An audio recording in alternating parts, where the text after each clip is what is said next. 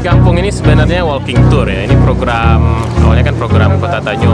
Terus kita dengan berakhirnya program itu kita ingin melanjutkannya menjadi seperti startup sebenarnya.